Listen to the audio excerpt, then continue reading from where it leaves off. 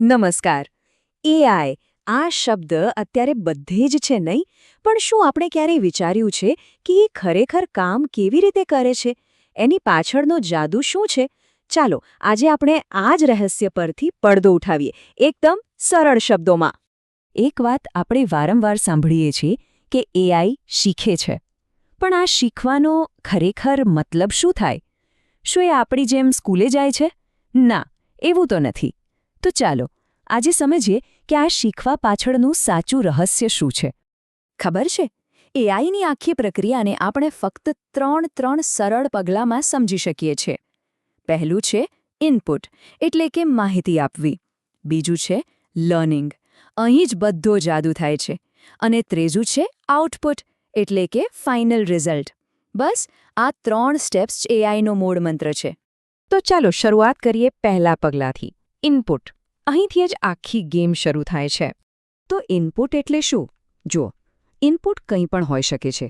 જેમ કે આપણે ટાઈપ કરીએ એ લખાણ, કોઈ ફોટો કે વિડીયો, કે પછી આપણે આપીએ એ વોઇસ કમાન્ડ. અરે, ટેબલમાં આપેલા આંકડા પણ ઇનપુટ જ છે. સીધી વાત છે, આ એક કાચો માલ છે જેના પર એઆઈ કામ કરવાનું શરૂ કરે છે. અને અહીં એક સિમ્પલ નિયમ યાદ રાખવા જેવો છે. જેવું ઇનપુટ તેવું જ લર્નિંગ. મતલબ, જો આપણે સારું ઇનપુટ આપીશું તો જ લર્નિંગ સારું થશે.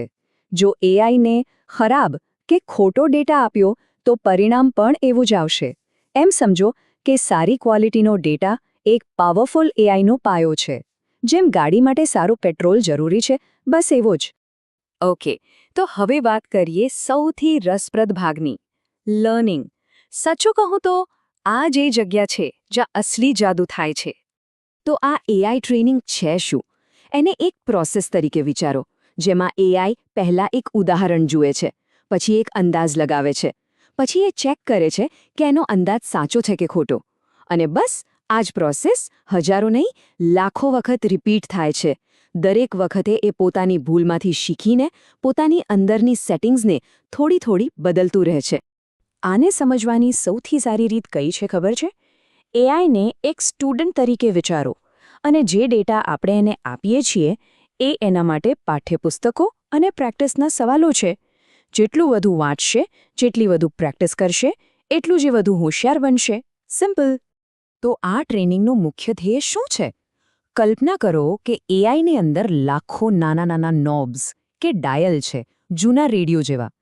ટ્રેનિંગનો હેતુ બસ એટલો જ છે કે આ બધા લાખો નોબ્સને એવી રીતે સેટ કરવા, એવી રીતે એડજસ્ટ કરવા કે એઆઈના અંદાજ એકદમ સચોટ બનવા લાગે.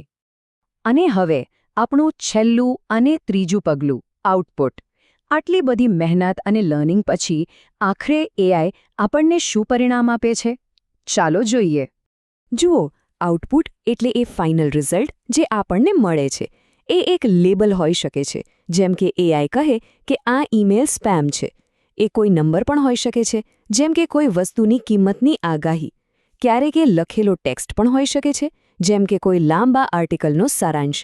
અને હા, એ એક તસવીર જેવું કન્ટેન્ટ પણ હોઈ શકે છે. અને એક અનુભવી ડૉક્ટરના ઉદાહરણથી સમજીએ. જ્યારે કોઈ અનુભવી ડૉક્ટર કોઈ જાણીતો કેસ જુએ છે, ત્યારે એમને તરત જ ખ્યાલ આવી જાય છે, બરાબર? કારણ કે એમની પાછળ વર્ષોની ટ્રેનિંગ અને અનુભવ હોય છે. એક ટ્રેન્ડ એઆઈ પણ બસ આવું જ છે. એના વર્ષોના અનુભવ, એટલે કે એના ડેટાના આધારે એ પળવારમાં નિર્ણય લઈ લે છે. સારું, તો હવે આપણે ત્રણેય પગલાં સમજી ગયા, ઇનપુટ, લર્નિંગ અને આઉટપુટ. ચાલો હવે આ આખી પ્રોસેસને એક સરળ વાર્તા દ્વારા સમજી જઈએ, જેથી બધું એકદમ ક્લિયર થઈ જાય. ચાલો એકદમ જાણીતું ઉદાહરણ લઈએ. માની લો કે કોઈક એક નવી ફોટો એપ ઇન્સ્ટોલ કરે છે અને પોતાના ફોટોઝમાં મિત્રોને ટેગ કરવાનું શરૂ કરે છે.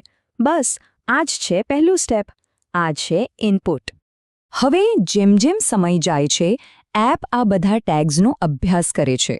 પડદા પાછળ એ શીખી રહી છે કે કયો ચહેરો કોનો છે. એ ચહેરાની પેટર્ન અને નામ વચ્ચેનું કનેક્શન શોધી રહી છે. આ જ છે બીજું સ્ટેપ, લર્નિંગ. અને પછી થોડા સમય પછી જાદુ થાય છે. જ્યારે કોઈ નવો ફોટો અપલોડ થાય ત્યારે એપ આપમેળે ચહેરા ઓળખીને એમને ગ્રુપ કરી દે છે. આ છે આપણું ફાઇનલ રિઝલ્ટ, આપણું આઉટપુટ. આ બધી ટ્રેનિંગનું જ ફળ છે. પણ વાર્તા અહીં પૂરી નથી થતી. જ્યારે પણ આપણે એપની કોઈ ભૂલ સુધારીએ છીએ ત્યારે આપણે એને ફીડબેક આપીએ છીએ અને આ ફીડબેક ફરીથી એક નવું ઇનપુટ બની જાય છે. આનાથી એઆઈ લૂપ પૂરો કરે છે અને પહેલાં કરતાં પણ વધુ સારું બને છે. આ એક એવું ચક્ર છે જે સતત ચાલતું રહે છે અને એઆઈને વધુને વધુ સ્માર્ટ બનાવતું રહે છે. આજની આ સફરમાં જોડાવા બદલ ખૂબ ખૂબ આભાર.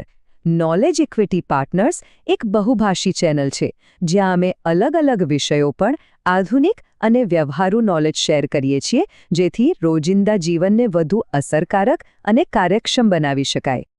જો આપને અમારું કામ મૂલ્યવાન લાગતું હોય તો નોલેજ ઇક્વિટી પાર્ટનર્સને સબસ્ક્રાઇબ કરવાનું ભૂલશો નહીં, જેથી અમારા દરરોજના વિડીયોની માહિતી મળતી રહે અને હા, આ મૂલ્યવાન અને વ્યવહારુ જ્ઞાનને પોતાના પરિવાર, મિત્રો અને સમુદાય સાથે લાઇક, શેર અને ફેલાવવાનું ચૂકશો નહીં.